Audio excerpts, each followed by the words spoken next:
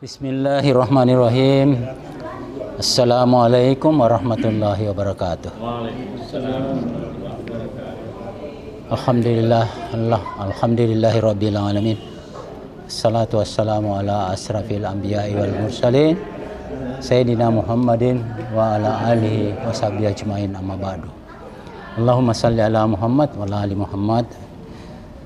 Puji syukur mari kita panjatkan kehadirat Allah Subhanahu wa taala bahwa hari ini kembali kita di kajian Al-Quran. Adapun surah yang kita bahas adalah surah Al-Anbiya. Kita di ayat 8 sampai dengan 15. Seperti biasa kita membaca ayatnya sebelum kita bahas secara tafsir ya. Saya berharap teman-teman bisa memberi tafsir sesuai pengalaman bacaannya. A'udzu billahi minasy syaithanir rajim.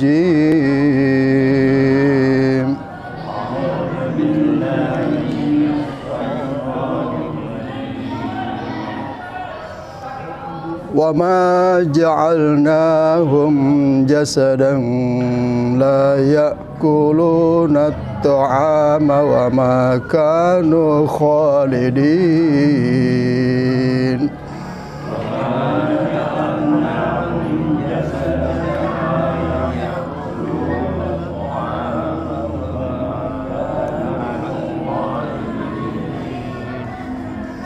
ثم صدقناهم الوعد فأنجيناهم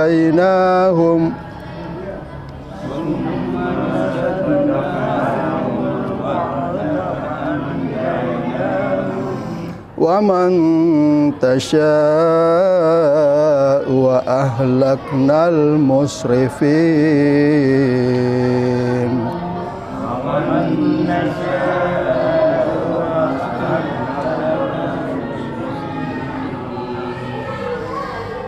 Laqad anzalna ilaikum kitaban fihi dzikrukum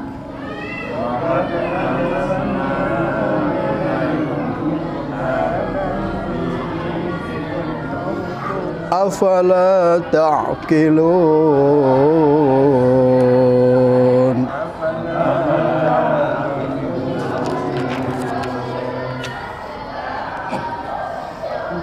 Wa kam ahsayna min qaryatin kanat zalimatan wa ansa'na ba'daha qauman akharin.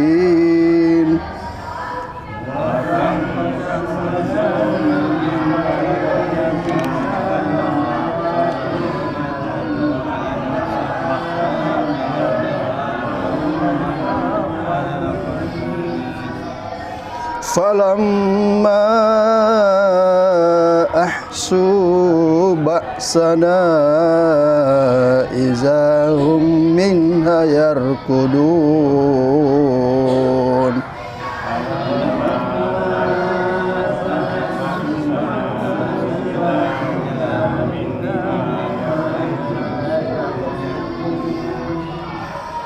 La tarkudu warji'u ila ma utriftum fihi wa masakinikum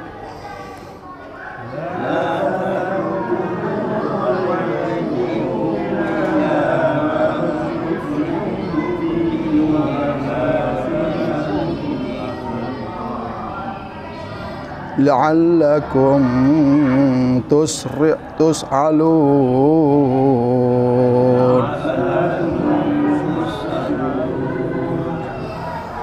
Qalu ya wailana inna kunna zalimin.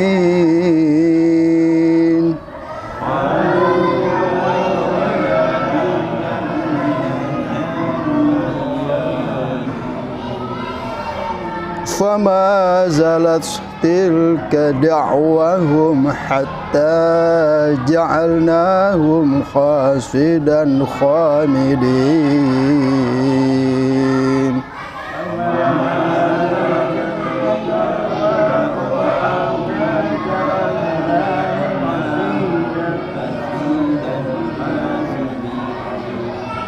Sadaqallahul azim. Assalamualaikum warahmatullahi wabarakatuh. Alhamdulillah alladzi 'allama bil qalam 'allamal insana ma lam ya'lam. Allahumma shalli ala Muhammad wa ala ali Muhammad. Kita melangkah pada kajian tafsiriyah, artinya mengembangkan pemahaman kita dari ayat-ayat yang kita kaji. Kehebatan Al-Quran dan salah satu keistimewaannya dibanding kitab-kitab lain, kalau diterjemahkan selalu ikut teks aslinya untuk menjaga jangan sampai jauh dari itu. Kajian kita pun ini dimulai dengan kajian lafaziyah, baru ke tafsiriyahnya. Karena boleh saja ada kitab yang tidak ikut terjemahannya akan jauh dari aslinya. Dan penerjemahan itulah salah satu penyebab terjadinya deviasi pada kitab-kitab yang lain. Karena kalamullah ini tidak pernah pas terjemahan kita, hanya Allah yang tahu betul. Tapi kita hanya berusaha untuk pendekatan saja. Nah, di sini pada ayat pertama dijelaskan bahwa nabi-nabi itu diturunkan, dijadikan sebagai manusia yang makan juga. Jadi manusia memang itu makan untuk hidup, bukan hidup untuk makan. Dibalik. Malaikat itu tidak makan. Nah, hanya Allah yang tahu karena dia gaib. Ini terjadi pada saat Nabiullah Ibrahim menerima tamu dan dijamu baik-baik itu dengan sapi panggan, anak sapi panggan. Itu jamuan istimewa. Tapi dilihat tidak ada yang menyentuh. Berarti memang tidak makan itu malaikat. Dan dia tidak berpura-pura, memang tidak makan. Nah, jadi Nabi ini adalah manusia seperti kita, yang membedakan adalah mereka dapat wahyu. Nah, ketika Rasulullah Muhammad SAW meninggal pada usia sekitar 63 tahun ya, itu Umar marah itu. Kalau ada yang mengatakan mati, saking cintanya dia, saking cintanya kepada Nabi Muhammad, dia tidak bisa percaya itu. Terus diingatkan oleh Abu Bakar, mengingatkan tentang ada ayat di Al-Quran bahwa kalau dia mati apakah kamu akan kembali kafir. Dan dia baru sadar bahwa Nabi Muhammad adalah juga manusia yang mati. Jadi karena saking cintanya dan sulit dia percaya bahwa dia bisa mati, tapi dia disadarkan oleh Abu Bakar. Sebenarnya ayat itu pernah didengar sebelumnya, tapi ketika diucapkan lagi seakan-akan dia dengar pertama kali, padahal sebenarnya sudah ada sebelumnya. Nah, ini mengingatkan kita bahwa Nabi itu adalah manusia yang tidak boleh kita kultuskan. Kita ikuti ajarannya, tapi tidak dikultuskan, tidak dipertuhankan. Ya. Dan sangat salahlah kalau kita menjadikan manusia itu sebagai Tuhan. Ya. Malaikat juga bukan Tuhan juga. Ya, dia juga diciptakan, tapi dia diciptakan untuk patuh, karena dia tidak diberi nafsu. Kalau diberi nafsu, ya belum tentu dia patuh. Nah, kita ini manusia ini hebat ini karena kita diberi nafsu. Kalau kita mampu mengendalikan nafsu, maka kita lebih mulia dari malaikat. Nah, Masya Allah. Tapi tentu saja itu membutuhkan pendalaman dan pengalaman, karena agama itu adalah perlu dialami. Agama itu bukan diceramakan, bukan disuiskan. Itu penting juga, tetapi yang paling penting adalah bagaimana kita mengamalkannya. To experience, mengalami. Nah, itu, ya. Kemudian ada umat-umat yang dihancurkan sebelumnya, dan ini Nabiullah Muhammad SAW diperingatkan tentang itu.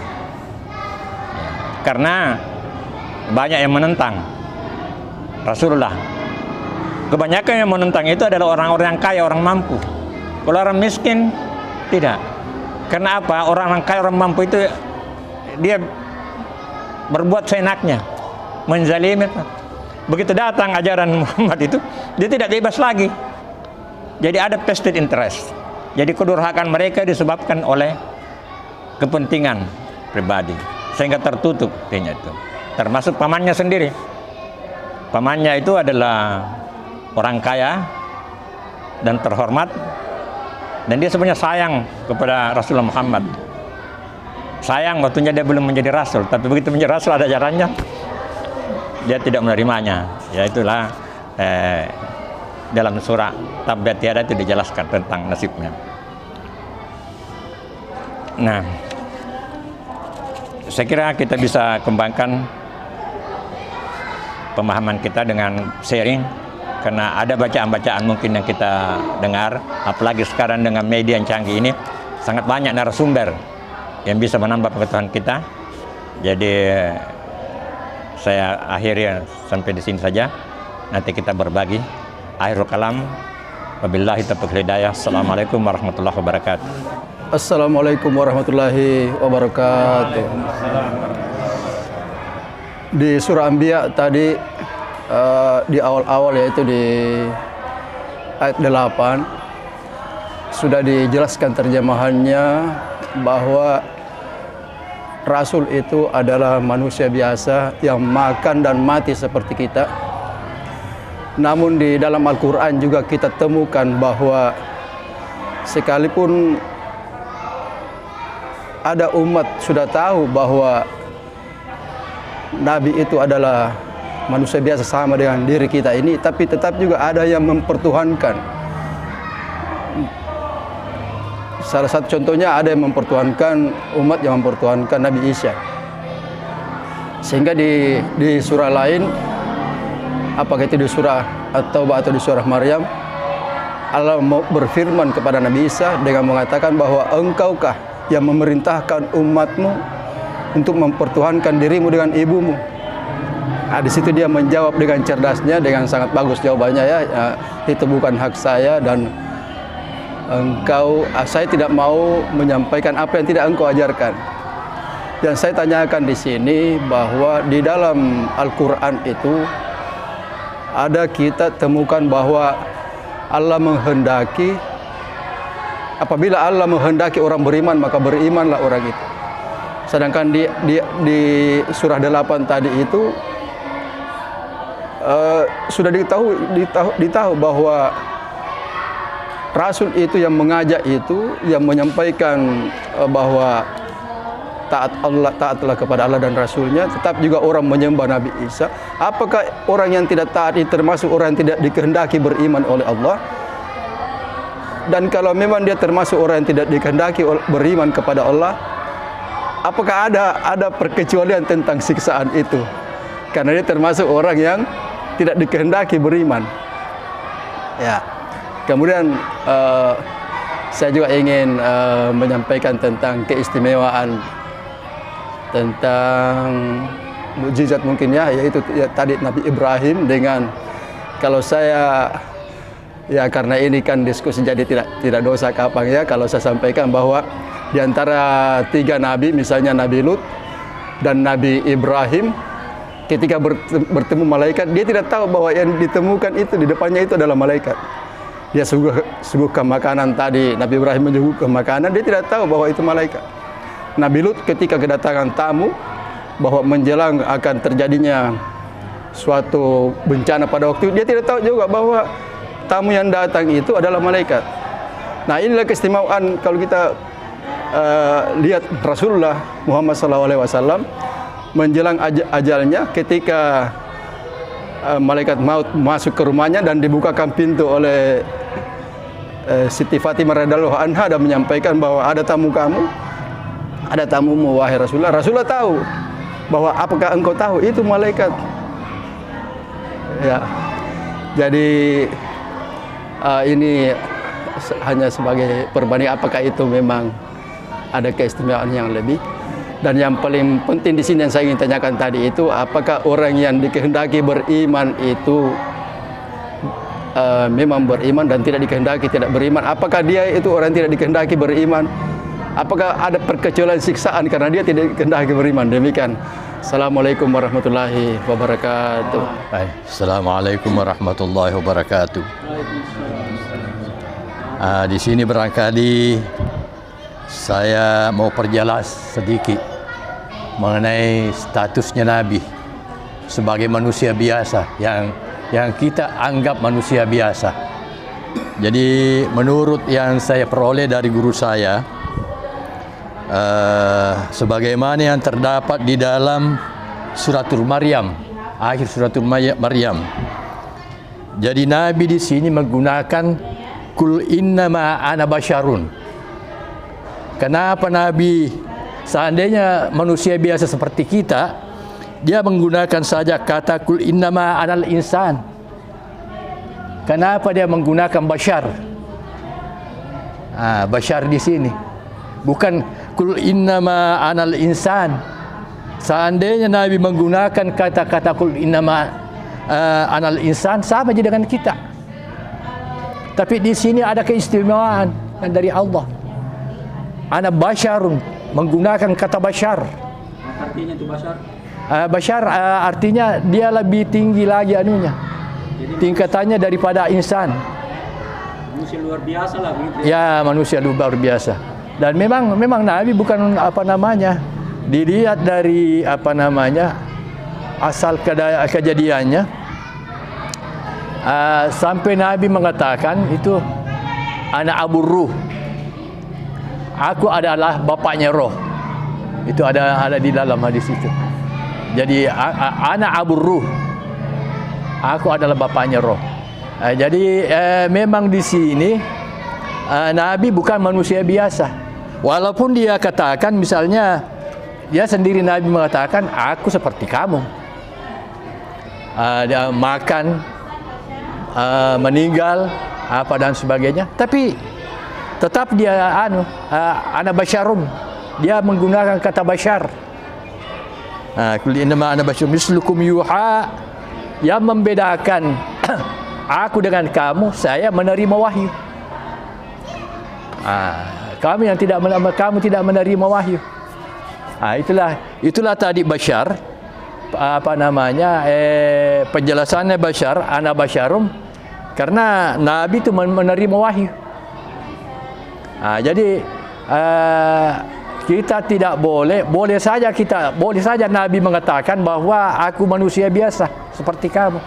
Tapi kita tidak boleh menanggapi bahwa Nabi itu adalah manusia biasa. Tetap dia basyar. Yang kedua, Nabi menerima wahyu. Seandainya dia manusia biasa, dia tidak menerima wahyu. Yuha ilayya annama ilahukum ilahu wahid.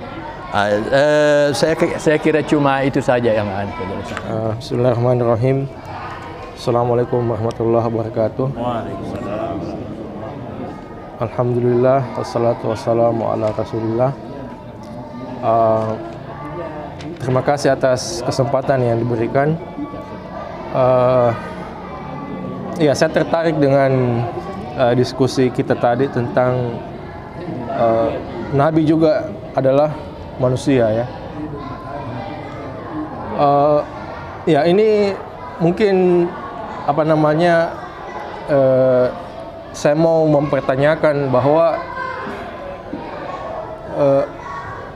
tentang kultus individu, ya, kultus individu. Ya, bagaimana pendapat Bapak sekalian ini jamaah mengenai kultus individu? Ya, karena ada sebagian saudara-saudara kita ini yang mengkultus individukan seseorang. Misalnya itu kiainya, misalnya itu ulamanya dan sebagainya. Ya, dan salah satu bentuk kultus individu itu biasanya misalnya ulamanya itu lagi ambil wudhu. Ya, ini yang biasa saya dengar, ya. Itu air wudhunya itu ditampung, kemudian dijadikan obat, dan banyak lagi hal-hal yang berkaitan dengan itu. Apa yang saya mau tanyakan, apakah dulu di zaman Nabi para sahabat juga berlaku demikian sama beliau? Apakah misalnya Nabi mengambil wudhu, sahabat langsung rame-rame di situ menampung, kemudian ini atau bagaimana? Dan itu tadi, karena ya tadi disampaikan bahwa Nabi juga manusia, ya. Jadi apakah seperti itu? Dan satu lagi tambahan sedikit tentang air wudhu itu, ada yang mengatakan begini, kalau ini saya tidak tahu benar atau tidak ya. Kalau Nabi katanya dulu, ya bisa jadi ada seperti itu karena Nabi suci, ya. Jadi tidak mungkin dari segala sesuatu dari tubuh beliau itu suci. Bisa jadi ya, ini saya belum bisa pastikan. Tapi kalau sekarang katanya tidak bisa. Karena kenapa? Ketika itu kita ini manusia biasa, siapapun itu yang bukan Nabi, ketika kita ambil air wudhu, itu sebenarnya dosa-dosa kita itu bercucuran. Ya itu kalau kita minum itu kan dosa kita minum itu. Meskipun kiai, meskipun ulama kan, jadi harusnya ulama yang paham itu dia harus menegur katanya. Saya walau alam juga saya tidak tahu, ini saya meminta penjelasan. Apakah seperti itu ya? Demikian, wassalamualaikum warahmatullahi wabarakatuh. Ya, ini menjawab Pak Haris. Jadi begini, bagi orang satu kaum di satu tempat atau manusia yang belum pernah mendapat surah Nabi, itu memang mendapat pengecualian, itu ya, mendapat ampunan. Tapi kalau sudah mendapat surah Nabi, apalagi di zaman ini ya, yang sudah internet, tapi boleh saja di suatu daerah terpencil ada yang tidak dapat surah Nabi, ya itu memang diampuni, itu artinya dikecualikan. Tetapi kalau sudah mendapatkan surah Nabi, utamanya kita ini, ya ini tanggung jawab kita itu. Nah, kepada yang dia kehendaki, jadi ada yang dia tidak dikehendaki. Nah, disinilah ada perbedaan memang, bahwa segala-galanya ditentukan oleh Allah, tapi ada yang mengatakan kita ini privilege, jadi ada kebebasan untuk memilih dari kita ini. Jadi setidak-tidaknya kita berniat untuk mendapatkan hidayah, maka insya Allah Allah akan memberi hidayah. Jadi memang Allah akan memberi petunjuk kepada siapa yang dia kehendaki. Tetapi yang dia kehendaki itu ada syaratnya. Seperti presiden, dia punya hak prerogatif, dia bisa memilih menteri siapa yang dia kehendaki. Tapi kan tidak semua bisa jadi menteri, ada syaratnya. Salah satu syaratnya, sang hamba itu memang ingin mendapat petunjuk, ingin belajar, ingin mencari. Dan kalau dia memang belajar, meskipun dia di daerah yang mana kurang Islam, insya Allah dapat hidayah. Salah satu contohnya, ada ini seorang mu'alaf yang hidup di barat itu, dan dia hanya mendengar celaan-celaan tentang Nabi. Mereka katakan Nabi Muhammad itu gila, pembohong. Tapi karena dia berpikir, ini akal terasa, tidak mungkin bergabung itu pembohong dengan gila. Kalau dia bohong, berarti dia tidak gila. Kalau dia gila, tidak mungkin dia berbohong. Ini, jadi makanya dia cari itu figur Muhammad, dia pelajari itu, dan akhirnya alhamdulillah dia menjadi mu'alaf Islam. Jadi dimanapun dia berada, kalau ada nawaitu untuk mencari kebenaran sejati. Persoalannya banyak orang-orang yang didoktrin, tidak mau. Jadi istilahnya itu bukan open mind, ya, open mind, tidak terbuka pikirannya. Nah ini tertutup bagi mereka itu memang, karena memang dia tidak mau. Apa yang dia dapatkan itu doktrin itulah saja. Dia tidak mau baca, lain-lain tidak mau. Nah, inilah yang akan menjadi zalim, jadi gelap. Tapi selama dia mau, Allah akan beri petunjuk itu. Terutama kita ini yang lahir sebagai orang Islam, mendengar tentang ini, nah ini lebih besar pertanggungjawaban kita ketimbang yang mungkin di daerah terpencil yang tidak banyak mendapat penjelasan tentang Nabi. Kita ini, ya jadi itu Pak ya.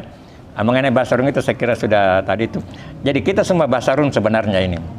Kalau insan itu fisiknya, basarun itu artinya manusia yang mempunyai pengetahuan. Yang membedakan kita dengan Rasulullah karena dia dapat wahyu. Nah itulah. Tapi kita juga basarun. Tetapi kualitas basarun kita tentu beda dengan Rasul Muhammad. Ya, dia lebih tinggi. Ya, tetapi salah satu yang kita diharapkan untuk tidak mengkultuskan, makanya diperingati ini, sebagai manusia yang makan juga, hidup seperti kita, kawin juga. Itu kodratnya itu. Nabi juga kawin. Ya. Bahkan yang tidak mau kawin itu tidak diakui sebagai umatnya, ya, sebagai pengikutnya. Itu kodrat manusia. Maka sangat sulit bagi seorang manusia yang normal dan tidak kawin, sangat sulit. Karena itu mau lawan kodratnya. Itu sangat sulit. Jadi ini ada kodrat kita. Ada nafsu yang disalurkan pada tempatnya berpahala. Nafsu yang disalurkan pada bukan tempatnya berdosa. Jadi sangat banyak peluang untuk mendapatkan pahala. Jadi nafsu yang disalurkan pada tempatnya, artinya pada jalan yang dikehendaki kita berpahala ya. Jadi saya kira itu Pak Aris. Ya. Sebelumnya nih saya mohon maaf karena saya tidak hadir mungkin waktu dibahas tentang surah Maryam di ayat keberapa itu ya. Sudah khatam. Jadi makanya saya minta maaf karena saya kembali ke sesuatu yang mengganjal setelah saya membaca kemarin itu. Ada saya temukan itu terjemahan di surah Maryam itu bahwa tidak satu pun manusia itu yang tidak ke neraka dulu. Jadi saya langsung teringat kalau semua tidak satu pun manusia, nabi, rasul, manusia ke neraka dulu. Padahal kita tahunya kalau nabi kan maksum ya, ada betul-betul dia tidak punya latar belakang dosa. Nah ini yang saya pertanyakan, tak satu pun manusia yang tidak ke neraka dulu. Diingat ayat berapa itu? Ada memang, dan memang dibahas itu waktu pertanyaan sama pertanyaan itu. Iya itu makanya jadi saya yang saya tanyakan itu apakah dia masuk di neraka dulu, orang masuk di neraka dulu ataukah melalui? Ya ini dari kata wariduha, mendatangi. Wa in minkum, dan tidak ada satu pun illah. Jadi semua memang wariduha, ya, mendatangi.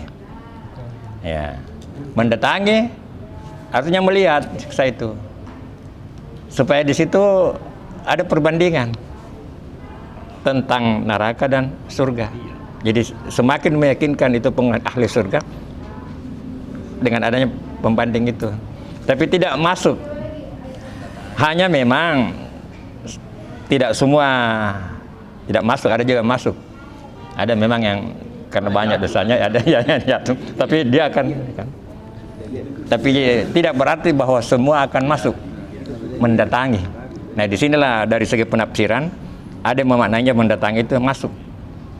Tetapi di buku yang saya pegang itu dia pakai kurung. Artinya ini kan tafsir. Ya, tapi wariduha itu mendatangi. Mendatangi sama kita mendatangi belum tentu berarti kita harus masuk. Mendatangi kan bisa melihat. Nah, ada yang mengartikan bahwa itu peninjauan. Meninjauan dia, peninjauan supaya diketahui. Bisa juga ditafsir melewati. Ya sama kalau penafsirannya Pak Helmi. Ya. Karena supaya perbandingan ada perbandingan. lanjutan ayatnya itu memang orang-orang yang menari itu dikembalikan ke surga ini ya yang berikutnya itu. Oh ya. Ya, iya, yang berikut 18 itu Menyelamatkan. menyelamatkan. Ya, menyelamatkan. Menyelamatkan.